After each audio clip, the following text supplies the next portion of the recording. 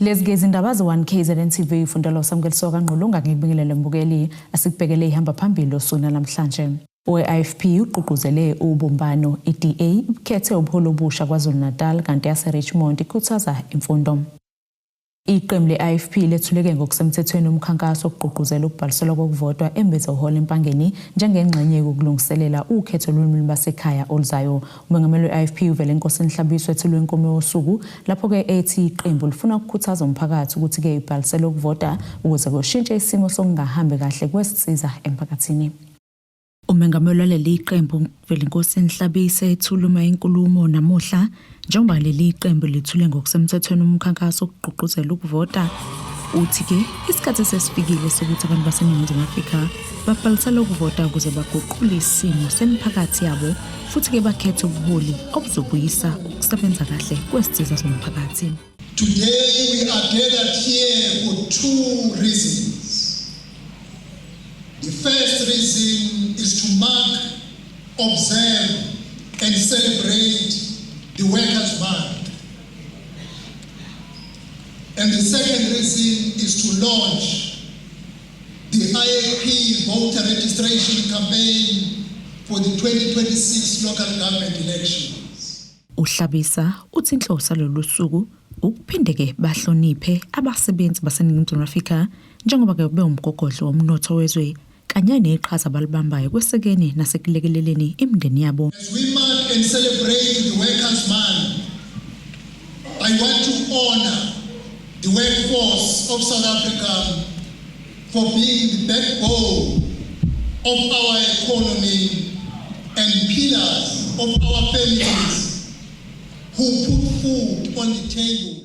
I-IFP igcizelele ukubaluleka kokuholelwa ngendlela efanele kwezisebenzi. No worker should be exploited, paid below the minimum wage, or compelled to work outside labor prescripts. Uhlabisa uthi amathuba emisebenzi kumele aqalanikeze abantu baseNingizimu Afrika ngaphambi kokuthi kunikwe abantu bokufika.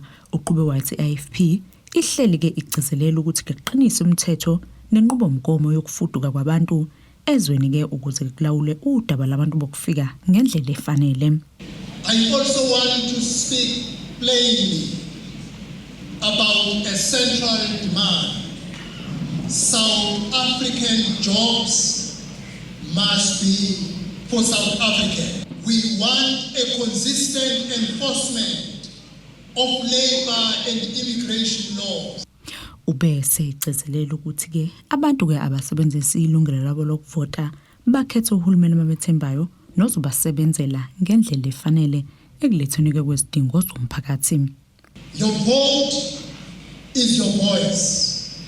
Let that voice demand leadership that will protect South African jobs, that will reserve the sponsor sector for our people, that will enforce labor and immigration laws firmly.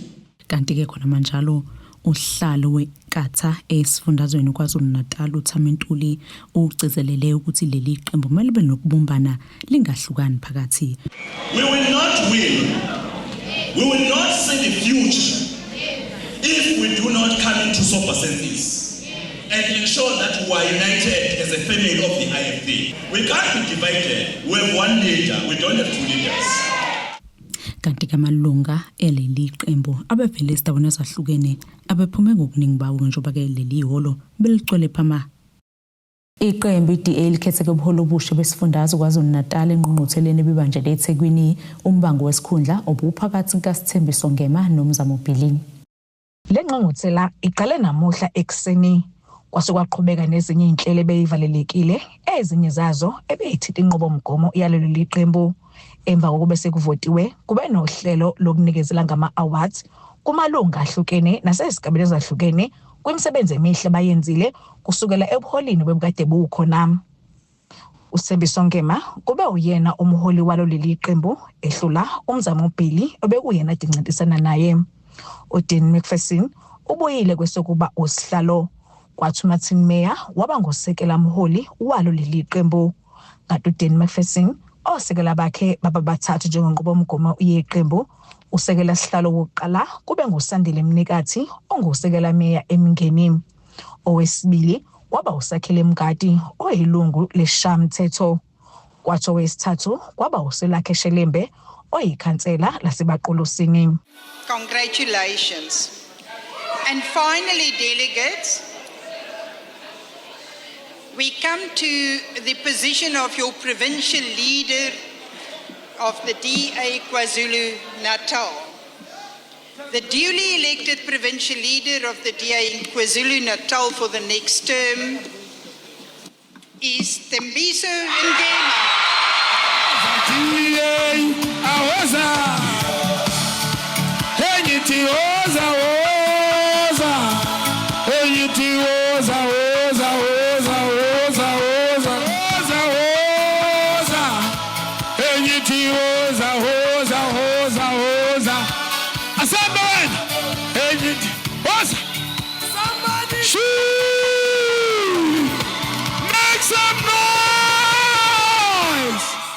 Ngema ethule inkulumo yakhe ubonga kakhulu ubuhola sebenzisane nabo ophumayo njengoba naye kade evele ekhona njengosekela mholi. Okunye okuvelile enkulumeni yakhe uveza ukuthi njengoba ingqungquthela isidlulile okubalekile sebezokwenza njengamanje ukhankasela ukhetho lohulumeni basekhaya wasebalula nabanye omasipala bayibekele bona ukuthi bazobathatha okubalwa iTheku, uMhlathuze, iKwaDukuza kanye nabanye. Kodwa Bosibisi wezindaba ze1 KZN TV ku channel 261 ngiseThekwini. Emeya kamasipala Richmond maphakathi nesifundazwe KwaZulu-Natal umele ikhaya ngqongo utuseke kakhulu imfundo entsheni kanjalo nasemakhanseleni ukuze akwazi ukuqonda kahle ukusebenza kumkhandlu. Lokhu kuza emva kokuba ke imeya yethweswe iziqu emkhakhweni public management. Kutuswe intsha ukuba ingayishalazeli imfundo njengoba kuyisikhali sayo sakusasa. Kanjalo namakhansela anxusa ukuba zithuthukise ngemfundo ukuze akwazi ukuqonda kahle ukusebenza kumkhandlu. Lamazwe adluliswe yimeya yomkhandlu Richmond umele ikhaya ngqongo osanda kuthwesa iziqu emkhakheni wepublic management. Uku-encourage abantu abahlele emakhaya ukuthi kwesinye isikhathi impumelelo yakho iyabanjwa ubuvila bakho ukungaresearch go uye kamasipala uye mina ke wawungena nomasipala wawukude nala engihlala khona because ikhalami lisenhlazuka kodwa nje I had to learn ngiresearch online ngibuza othisha bami ukuthi akungenwa kanjani esikoleni mawufuna ukufunda ngakwazi ukuthi ngifunde ngiyafuna ukuthi ngi-encourage nabanye abaholi abahoza kwethu ngiyafuna ukusho ukuthi akuthina sonke singabaholi akuthina sonke singamakhansela esizokwazi ukufunda because ukukhetha kwekhansela ku-democratic i-ANC ekubeke kwipolicy yayo ethi amakhansela okungenani awabe ne-minimum grade 12 iyayise ithi imeya nalabo abadeploye kuma-strategic positions minimum ababe no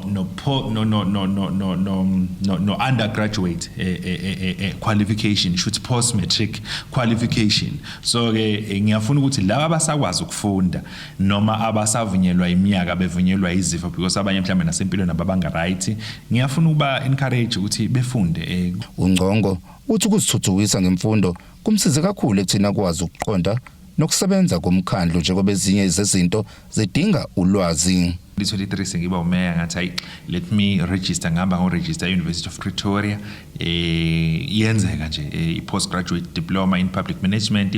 Ngingasho ngithi ke ingivule kakhulu umqondo because uma ngingena ngiba umeya I realize ngikuba umeya ngusihlalo we-exco ngusihlalo we-financial committee FinCom. I have to play an oversight and oversee to the management of the financials Masipala. I have to oversee the budgeting. I have to oversee the income and expenditure of Umasipala. I have to ensure ukuthi Umasipala continue to maintain sound financial management. Imeya isiqede izinsuku ezingaphezulu kwamakhulu amathathu iqoqobele lesi sikhundla kulomasipala osuhlonishwe ngenqwabe yesitifiketi ngenxa yokusebenza kahle. Ngithema ngena nje la ngoba ngeke ngikwazi ukukhumbula wonke. Ngithema ngena nje la ngabona indondo lezi enibekile la zo clean audit. Uyabona uma ngingena office ngingene ngo-year 2023 May okusho ukuthi ngo financial year 2023-2024 bese ngiwume sathola clean audit. not just a qualified, not just unqualified audit, mhlambe with findings.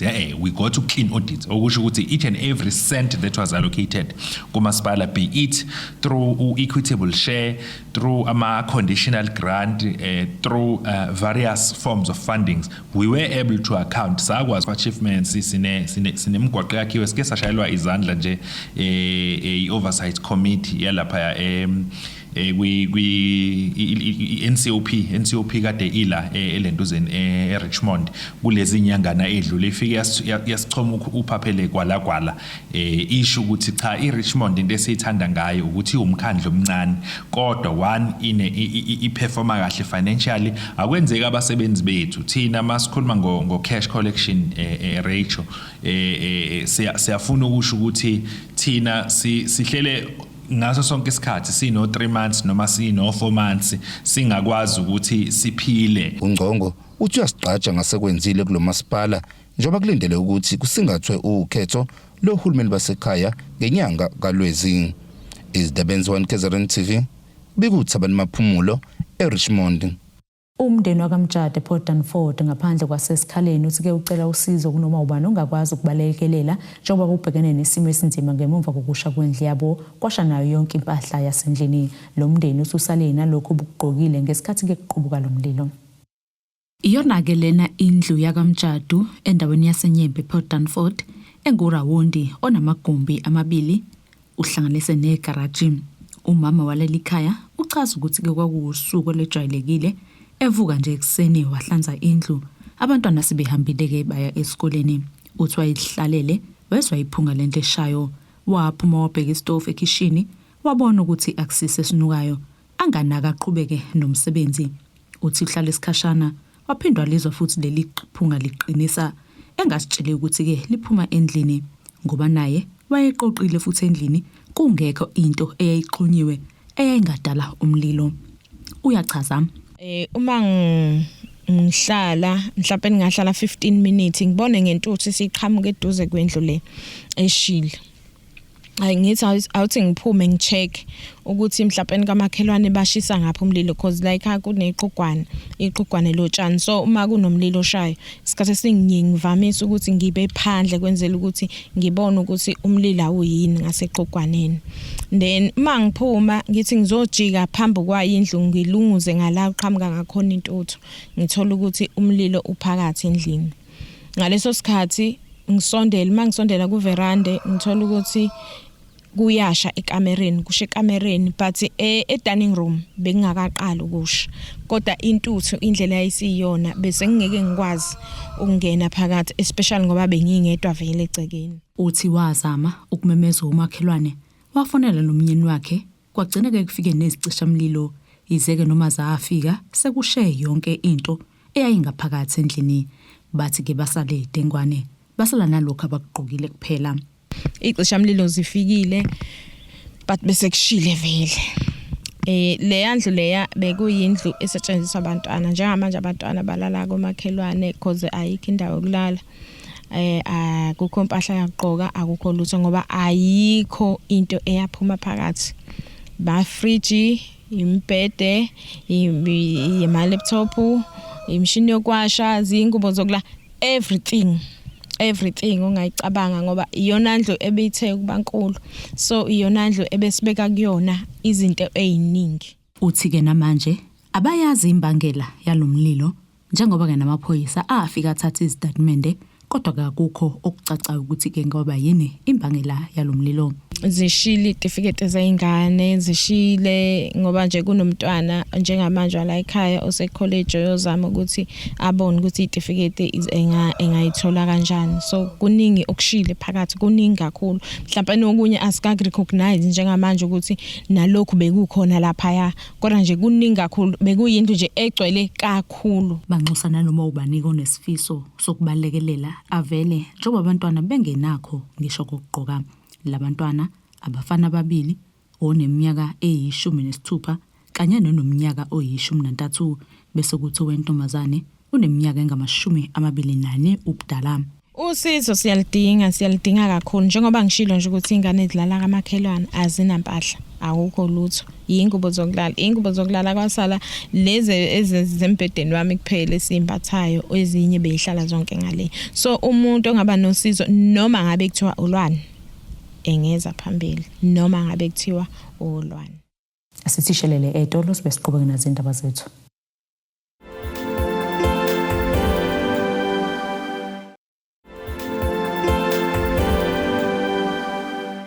Sikwamukele mbukeli ke ubukele indaba ze1 KZN TV nazi kuyizona ehamba phambili osukwini namhlanje. OIFP uqhuquzele ubumbano iDA ukhethe ubuholo obusha kwaZulu Natal kanti yase Richmond ikhuthaza imfundo. Injabulo ibibhalwe ebusweni ke emndenini wakashangase eMthwalume kwaNomakhanzana ngesikhathi ke bemukeliswa indlu entsha eyakhiwe iLizwi Foundation kubambisana nosomabhizinisi abangaphansi kweUGU Association of Business and Transport. Ilungu lomndeni umbukisa Chiliza uthi ke ujabule kakhulu kanti ke simo besinzima bephoqeleka kuyokhosela komakhelwane uma imvula inetha ngamandla. Sekuphelile ukuyokhosela komakhelwane uma imvula inetha kumndeni wakashangase eMthwalume kaNomakhanzana njengoba behlala bengamalunga ayisishiyagalombili kwindle yigumbi elilodwa. Lendlu yakhiwe ngokubambisana iLizwi Foundation kanye nosomabhizinisi abangaphansi kweUGU Association of Business and Transport. Ilunga lomndeni lithi bajabule kakhulu. Ngendlela asenzele kona ngibonga kakhulu. Ngibonga kakhulu nginjabulo nje inhliziyo yami ibe inkulu kakhulu ngendlela isimo kade siyona. Inhliziyo yami ithanda ukuthokoza ngendlela ngoba manje isimo ebesishube ngayo ngendlela isimo besishube ngayo uthi bebephoqele ukuyokhosela komakhelwane uma imvula inetha. Lekhaya ikakuthi imvula mayinetha abanye bebelala emzini abantu ngendlela indlu ayixhasa ngesimo ngendlela kwakuyona umuzi ungekho. Uqhamuka kwiLizwi Foundation uthi ngokubona isimo emndenini abebehleli ngaso babona kunesidingo sokubakhela. Abacelanga ukwakhela kodwa ngokubona isimo mina ngabona ukuthi badinga ukwakhela ngase ngihamba ngiya kubaba uSlow Poison ngamtshela ukuthi isimo ngisificela kade bengithume khona sisihle. Wathi ngibuye ngizobheka ngabe ngazobheka ukuthi kuphi singabasiza ngakho. Wase siyaqalisa ukuthi sibakhele indlu ngoba sibona isimo abahleli kusona asikho right. Uthi basalidinga usizo lokuthi kulekelelwe lo mndeni. Sisasidinga isandla ukuthi abantu abangakhona baphinde basilule isandla ngoba umndeni ola ekhaya u8. Njoba kade kuno one room nje ababade behleli kuona bonke bebe u8. Isimo asikho right kangangoba khona nosisila ngaphakathi nje ongaphili ngekhisimini esi right. So siyadinga ukuthi abantu abangakwazi ubalula isandla in terms of into zezingubo bangaphinde futhi basithinte siphinde futhi soqhubeka sophu umndeni ngoba uyadinga ukusizwa kakhulu. Ubeqhamuka ku-UGU Association of Business and Transport uthi babone kubalekile ukuphonsa isivivanini. La mesifika la bebehlele eminyango impela bengena ugesi bengena lutho. Siqala phansi ke ama process ke through team yethu neLizwi Maphumulo Foundation. Uthi bancela kumbelo ogwansile njengoba bekwazi ukubuyisela emphakathini. Phinde ngibonge kakhulu baba Maphumulo weLizwi Maphumulo Foundation because I think ukusibiza kwakhe la wawusakha esifundisa as all businessmen amasakhulayo nathi singaphansi kwakhe ukuthi kwenziwa kanje emphakathini. Kuyalekelelwa ugcine nje kuphela ngokuthi uthatha imali uhambe uyothenga ama-G-class nezindlu ezinkulu fanele ufake isandla fanele sibe invested kwimphakathi. Sikubonga kakhulu lapho ne-mentorship yakhe ubaba uLizwi Maphumulo kakhulu nathi sesiyakunothile lokho. Phakathi kwezinto abebeziphethe kuba limbhede emine kanye negross. Lo mbiko beniwethule lo Zamando Sicele wezindaba ze1 KZN TV ngisemthwalume. Usekela meya kumasipala Mfolozi Timothy Biyela uhambeleke esigodini sakwagcoba kuward 8 kwesakamthethwa beyovuleke ngokusemthethweni indlu enikelelwe umndeni wakamthethwa obusele dengwane solokhu washelwa yindlu ngonyaka ka2024. Ubiyela utuseke ukubambisana komphakathi kuze kuphothule ukwakhiwa kwalendlu. Injabulo ibibhalwe ebusweni kumalungu omndeni wakamthethwa esigodini sakagcoba njengoba bezonikezelwa ngendlu ngokusemthethweni. Usekela meya kumasipala Mfolozi Timothy Biyela utuse umphakathi nosomabhizinisi abafake isandla kwenziwa lo msebenzi. Silapha ke emzini namhlanje wakamthethwa siqala iprogram ke yalendlu le enibonayo phambi kwethu yayishe ngo2024 yalimala yaphela lendlu le bekuhlala amantombazaneke nomama wayo bonke singasana amawindi ingasana lutho ke kwase kuthi ke usekela sihlalo wethu eIFP ubaba umthetho okuyena ke sesibathume ukuthi ababuke wonke ama projects esingakwazi ukuthi sikulekelele kuwo sase ke siyakwazi ukuthi silekelele kuwo njengoba usuyibona sinje lendlu sesiqale phansi sayenza yonke into yakhona kusho ukuthi ngeFreedom Day sasizopenda lendlu obuyasikhandiwa sayipenda sasathi namhlanje ngokumhla ka1 namhlanje iWorkers Day sasicela bonke ke ezizwelana nabo umphathi walesigcema salendawo nje ububona ugcwele wonke angaka ngocomrade bethu la beIFP sasobacela ukuthi sicela namhlanje sihlangane khona la sizohand over kulendlu sizohand over kumpilo. Umndeni udlulise amazwi okubonga ngokulekelelwa kusizo bubhekene nalo. Siyabonga into eyenzekileko. Basakhela nansi indlu kabhuti bese kuyinganekwana basifusela umsi kababa. Ngiyabonga kakhulu ukuthi abakwenzile bakwenze nabakwabanye. Ngibonga kakhulu ufukile umso wakithi. Bese kuphandle. Yebo. Ngiyabonga kakhulu. Ngijabule kakhulu kabi. Ngijabulile ngiyabonga enkosini ukuthi yazi yasikhumbula nathi. Kwaba ikhala kithi belingasekho. Ubiyela utuse ubambisana nezakhamuzi ezakhelo masipala noma zikhona izingqinamba. Umphathi wethu kakhulu sibambisana kakhulu nawo. Noma ekhona ama challenges asuke khona into esuke i-challenge kakhulu yomphakathi yinkinga yezindlu kakhulu obuthola ukuthi manje izindlu zazikhona esicemeni kepha ngenxa ye-system ke yokuthi abantu baningi sebandile iward 8 sinabantu abaningi abaqhamuka kwezinye indawo sebegcwele la so uthola ukuthi kune challenge ke manje yezindlu so uma sekune challenge sebedika kakhulu abantu bethu ukuthi sikwazi ubanika zona izindlu kodwa khona ukubambisana kwabo nokuthi uma ushayelise siyabambisana kakhulu njengoba ngisho nje ukuthi uma seselishayela kulabo ngocomrade bethu nalabo ngosomabhizinisana abancane basilekelela ukuthi umsebenzi uhamba kakhulu so amfundi uba becala impela ngithi mhlawumbe abasilekelele no basilekelela sibambisana kakhulu. Ezindabeni ze1 KZN TV kubika uSiphamandla Gumede ngise Richards Bay. Abaholi bendabuko abehlukene eMgungundlovu KwaZulu-Natal bathi ke likhulu iqhaza balibambele kwakheni isizwe ngakho ke badinga nabo kuba ke babonelelwe lokhu kuvezwe nguhlalo womkhandlu abaholi bendabuko kulesi sifundazwe iTraditional Council of Association uThanduyise Duma engxoxweni ke ekhethekile neziko lezindaba kulandela komhlangano abebendawo eMgungundlovu. Usihlalo we-Traditional Council esifundazweni KwaZulu-Natal uThanduyise Duma uthi kubaphatha kabi okwenziwa uhulumeni ukubahlonisa phakathi beubuholi bomdabu njengoba abanye bengaholi okuhlanganisa amaphoyisa amakhansela enkosi kanjalo nonomehlo. Lokhu kusho ngenkathi benomhlangano obubanjelwe eHashini eMgungundlovu nokuyilapha baveze khona ukuthi bebememe nongqongqoshe wezokubusa ngokubambisana nezindaba zomdabu esifundazweni KwaZulu-Natal umfundisi uThula Sizwe Buthelezi uzozwakalisa izinkinga zabo. Uzwakalisa ungenami kahle ngokwahulumeni sibuka ukuthi uhulumeni uhlukanisa phakathi ubuholi bethu bendabuko kukhona abaholi bendabuko abaholayo kukhona abaholi bendabuko abangaholi abangamakhansela onomehlo induna zezinsizwa kuzoba amaphoyisa ezizwe lokhu ke kusiphatha kakhulu thina sibuka uhulumeni ehlukanisa phakathi ubuholi bethu bendabuko ingakho ke sila sihlangene la namhlanje singamakhosi ahlukahlukene sitheke ake sozwakalisa ulaka lwethu ngoba esikwenzile sizame yonke imizamo sibhalela ubuthelezi uminister okuyona ophethe kwaCocta samema futhi ukuthi abe khona kulomhlangano okusiphatha kabike ukuthi akekho ongunobhala wobumbano lwamakhansela uJerry Dlamini uthi bakhathazekile njengoba nabo beneqhaza elikhulu abalenzayo ukulekelela izinduna namakhosi.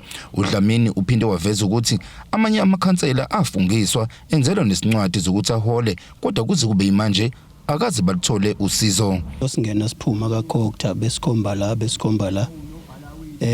bethembisa ukusilungisela into yethu njengamakhansela okuyithina esefieldini ukulekelela izinduna kodwa uma sithola ukuthi kaCocta asikho kumthetho sisekelo obuholi bendabuko kwasithusa njengalo ngisho ukuthi okuningi usihlalo sekuthintile njengokuthi ngomunye wabo mina wafungiswa ku-TC yangakithi sifungiswa imantshi sathola amaphezala abanye bethu bazibakhelwa amakhadi ko-ABSA la siqale sathola khona umhlomulo omncanyana ngokwemhlangano kade siyihlala kuma TCs siyithola via ithala kwahamba yanqamuka sangayithola impendulo kwakuthiwa kushintsha utreasurer ku legislation ntontoni so kuze kube manje naki into yethu yathula lekelana nenduna ukuxazula inkinga nje ekuhlaleni kwisizwe zingaze ziyofika mhlambe komkhulu enkosini kuboniswane ukuhlalisana kahle kwabantu ekuhlaleni then ke silekelele nenduna mhlawumbe makune nezakhiso ezibekwayo siyolekelela ke ukubeka umuntu siqinisekise ukuthi umuntu lesuka khona akasukanga eshiye kukuba emuva. Ithimba lezindaba libhalele okhulumela umnyango wezokubusa ngibambisana nezindaba zomdabu uSenzelo Mzilo ukuthola ngokuthi ngabe ungqongqoshe ube nolwazi yini mayelana nokumenywa kulomhlangano kuze kwashaya isikhathi sokuye emoyeni engakubuyeli kwithimba. Izindabeni ze1 KZN TV kubika uThabani Maphumulo eHashini eMkhungundlovu. Siphinde futhi seyitolo sibe siqhubeke nazo indaba zethu.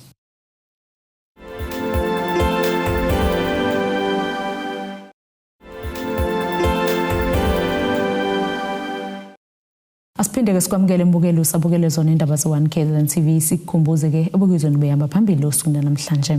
OAFP uqhuquzele ubumbano iDA ukhethe ubuholo obusha kwaZulu-Natal kanti yase Richmond ikhuthaza imfundo. Ake sibheke ngosini yezomnotho.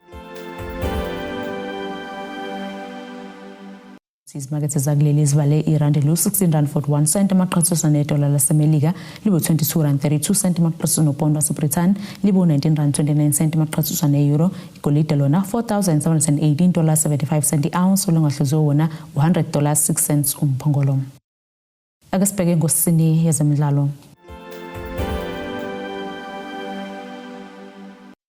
Iqembu lesizwe lombhoxo labesilisa lika under 20 lihloseke ukuqopha umlando ngokudla kwesicoco se-under 20 rugby championship okokuqala ke selokhu ke lo mqhudelwano wasungulwa ngo-2024. Lo mqhudelwano uhlanganisa amazwe amane ngaphansi kwenhlangano iSANZA okuyiningizimu Afrika, eNew Zealand, Australia neArgentina. Owokuqala ke wawubanjelwe eSunshine Coast ngo-2024 wanqotshwa eNew Zealand kanjalo ke nowangonyaka owedlule odlalelwe eGqeberha ngenyanga kaNhlaba. Kulokhu ke iqembu lakuleli lingene selingompetha bomhlaba kulandeleke ukudla isicoco seWorld Rugby Under 20 Championship eItaly ngoJulayi nyakenye. Nasike isimo sezulu sakusasa singalendeleka.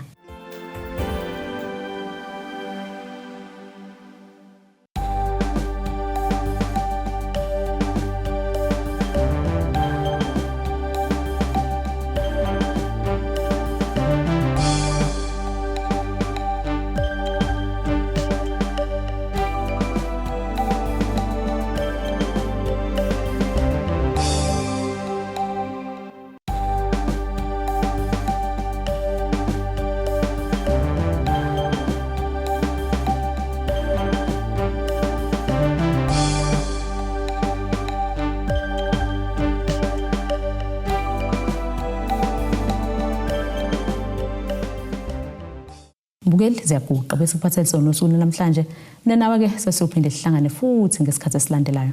Nisale kahle. Abethuli bethu bezindaba baxhaswe iThulis Bayview Bridal. Ungabashayela kulezi zinombolo ezivelile